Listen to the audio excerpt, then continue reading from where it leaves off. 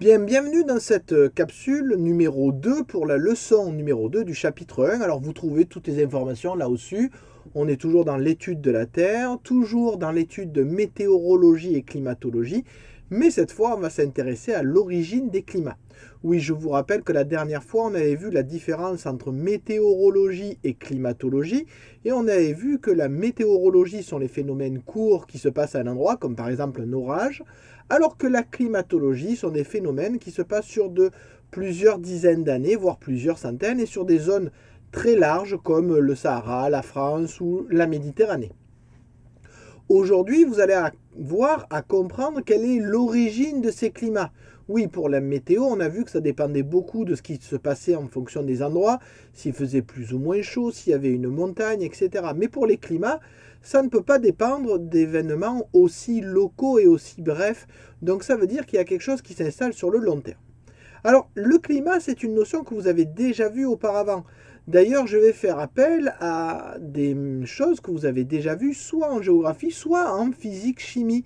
Et oui, en physique-chimie, on fait aussi des SVT, c'est parce que cette matière est tellement importante qu'on en fait partout, c'est pour ça. Non, non, je ne suis pas parti pris, c'est un fait, c'est comme ça. Donc, pour répondre à la question ici, la question 1, la question 2 et la question 3 qui est une question bonus du document, vous avez deux vidéos à regarder, donc je vais vous montrer ces vidéos et après on revient sur les questions. Allez, bon visionnage. Comprendre la répartition des climats sur Terre. Puisque le Soleil est bien plus gros que la Terre, les rayons qu'il envoie sont parallèles entre eux. Ainsi, à l'équateur, une petite surface est éclairée. Cette petite surface reçoit donc une certaine quantité d'énergie.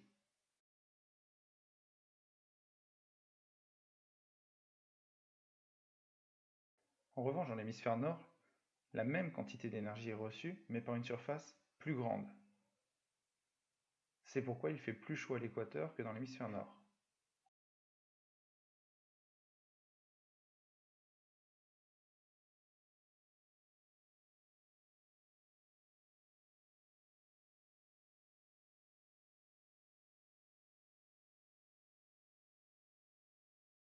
La Terre effectue un tour complet autour du Soleil en une année, soit 365 jours.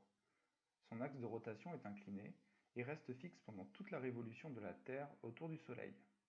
Dans l'hémisphère nord, lors du solstice d'hiver, les jours sont les plus courts et les nuits les plus longues. Le pôle Nord est toujours dans la nuit.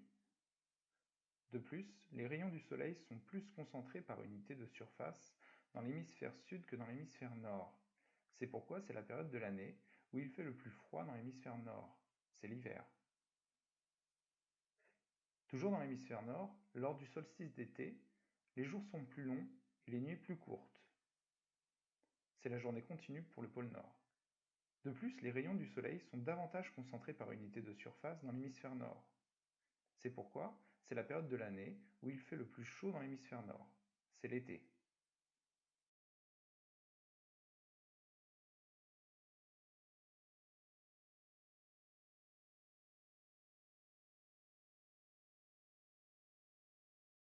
Bien, maintenant que vous avez vu les deux films, donc je vous demande première chose d'expliquer le lien entre l'inclinaison de l'axe de rotation de la Terre et la quantité d'énergie solaire qui arrive au sol. Oui, c'est le film qui montre quand la lampe éclaire plus ou moins si c'est au nord ou si c'est à l'équateur.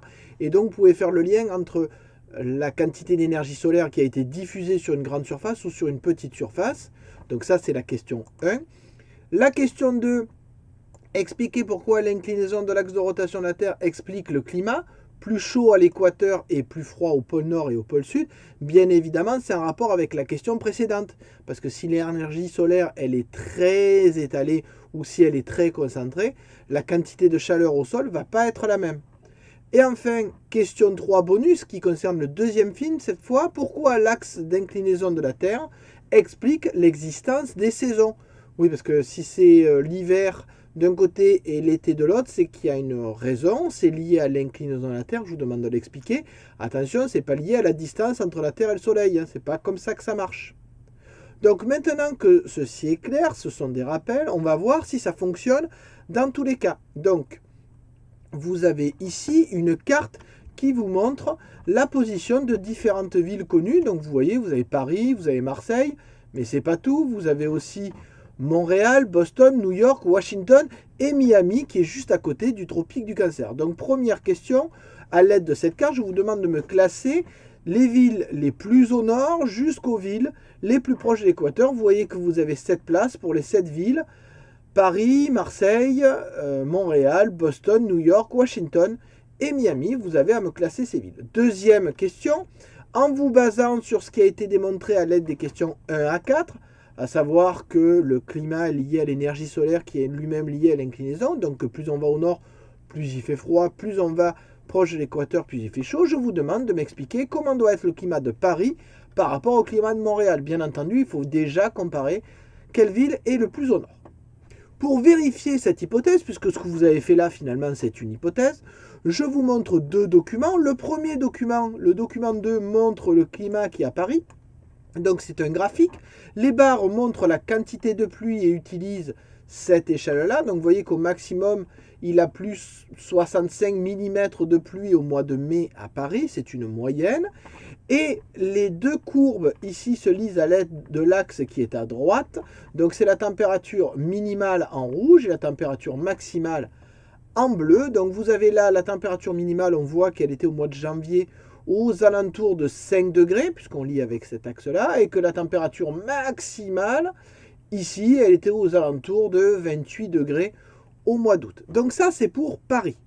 Et vous avez la même chose, sous une forme un peu différente, vous avez la même chose pour Montréal, avec ici les températures, je vous donne carrément les températures moyennes, et la quantité de pluie et de neige, évidemment, suivant le climat. Donc vous voyez que la température minimale, elle peut être de moins 10 degrés en moyenne au mois de janvier. Quant à la pluie, on peut aller jusqu'à des 93 mm de pluie au mois de septembre. Vous avez ici une courbe qui reprend les températures. Donc vous devez être en train de vous dire, en fonction de ces températures et de ces quantités de pluie, qu'effectivement il y a un petit souci par rapport à l'hypothèse que vous avez fait en question 5. Hypothèse, je le rappelle, qui est liée à la place de Paris au nord et de Montréal un peu plus au sud. Donc ce que je vous demande en question 6, c'est d'arriver à me formuler ce problème, cette problématique, par rapport à ce qu'on attendait. On observe des choses différentes, à vous d'essayer de me les formuler. C'est une chose que l'on fait assez rarement, mais qui est très intéressante en science, c'est quand ce qu'on observe ne correspond pas à ce qu'on attend. Et enfin, vous avez une dernière vidéo qui va vous permettre d'expliquer ce problème, d'expliquer cette différence entre ce qui est attendu et ce qui est observé. Donc je vous passe la vidéo et je vous reprends juste après.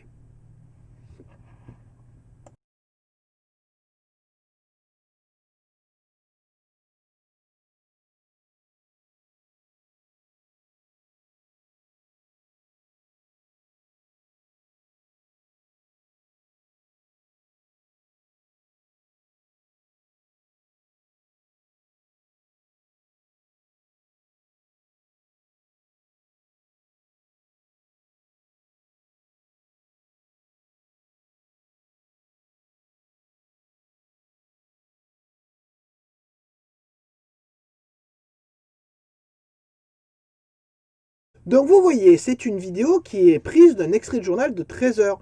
Et c'est une vidéo qui explique que malgré le fait que Paris soit plus au nord, son climat soit plus doux.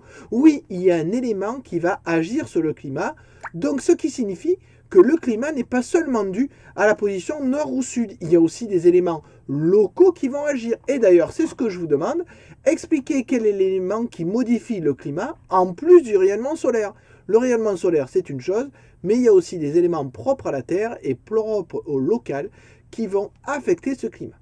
Donc j'espère que vous avez compris grâce à ce document et cette étude aujourd'hui que le climat est lié à un phénomène global, notamment l'énergie solaire, mais qu'il y a aussi à prendre en compte des différences locales qui vont moduler ce climat, ce qui va expliquer que Paris est plus doux que Montréal ou que tout le monde veut se retrouver autour de la Méditerranée pour profiter d'un climat plus doux. Donc, je vous rappelle que vous avez un cours à copier à partir de cette vidéo et je vous dis à bientôt.